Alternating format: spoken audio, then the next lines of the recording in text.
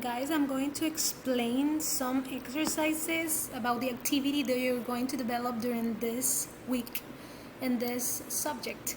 And I'm going to explain this in the video because we have some trouble, some technical problems with the recording of Zoom video conference, but don't worry about it, I'm going to explain it right now. We're going to do some idiomatic expressions and we're trying to find the equivalent and some adaptations that you can do with those idiomatic expressions. Here we have an example. Happens to the best of them. This expression is in English, but the equivalent in Spanish is pasa hasta en las mejores familias. How you are going to analyze these two terms, these two expressions? Well, doing this. We are going to analyze it taking in consideration the three aspects of linguistics: semantics, syntax, and pragmatics.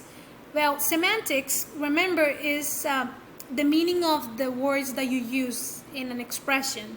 So the analysis says the figure is not clear in English. In Spanish, the noun familias is used as a reference. What is the important thing here?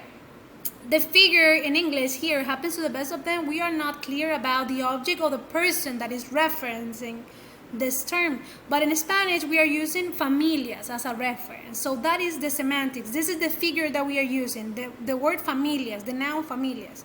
What is the syntax? Is the elements that you have in a sentence, okay? Subject, verb, complements. What do you use here? So the structure is exactly the same, okay? In both expressions, in both languages, we are using the exact structure. We have a verb plus noun phrase in both languages. Happens, pasa, and then we have a noun phrase. So the syntax is like that. Pragmatics is the meaning, the context that you are using for expressing an idea. So the connotation is the same saying you use when something bad or unlucky happens. So the two expressions means exactly the same. They have the same connotations in both languages. What about this? Go cold turkey. Do you think we have the same expressions in Spanish? So we are not. We have to do an adaptation. It means to adapt the expressions into the one that we can understand. De pronto, de sopetón, de repente. So this is the adaptation. We don't have an equivalent. We need to create another expression to represent the same. So the analysis says semantics, in English a figure of turkey is used as an illustration of a phrase. So here we are using turkey. That's the element. That's my reference in semantics. But in Spanish, we use only the verb to represent everything, okay? We are only using the verb, and that's it. That's the adaptation. What is the syntax? Verb plus noun phrase in English, okay, go, cold turkey, that's my noun phrase. But in Spanish, we are using locución adverbial. Este de más un verbo es una locución adverbial to create the equivalent. So we are not using another structure, only a locución adverbial. Pragmatics is necessary to adapt the idiom in English into a term that fits the connotation. So this expression does not exist in our language. Why? Because this expression is normal in United States. Because in the 20th centuries, people start using that expression to call in that way to those people that were addicted to drugs or alcohol.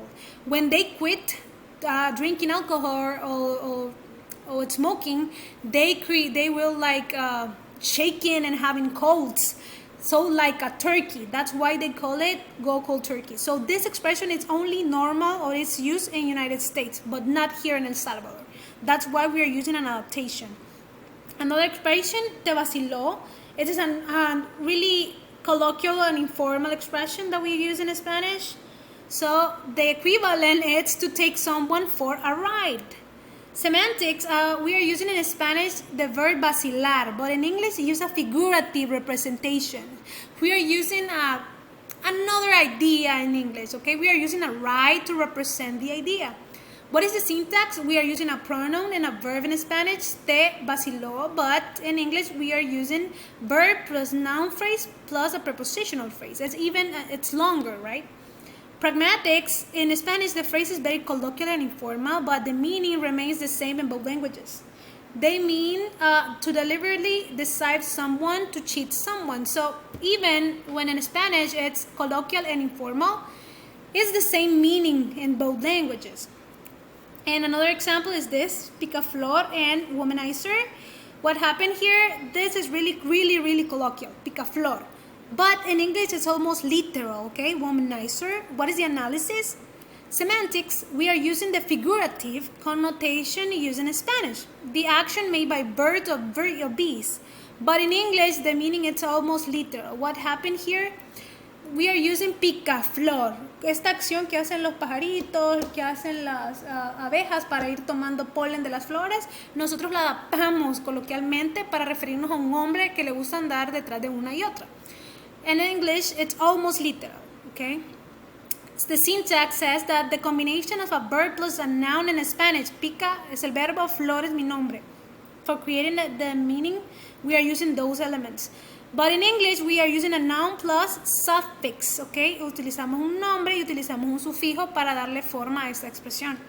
Pragmáticamente, a man who engages in numerous causal affairs with women. The meaning is the same in both languages, but in Spanish, it's a little bit more colloquial. Podemos tener una adaptación de este término, existe en español, incluso podemos tener uno más exacto todavía, que es mujeriego. Ese sería literal con womanizer, pero yo quise utilizar este término que es un poquito más idiomático, un poquito más informal y coloquial, para que veamos que existe esto. So this is what you have to do for the activity. You are going to analyze the expression that you have in the document. You have to choose 4 of them and try to do the analysis of the 3 linguistics elements. All the expressions have these 3 elements, and you have to do it in English, okay?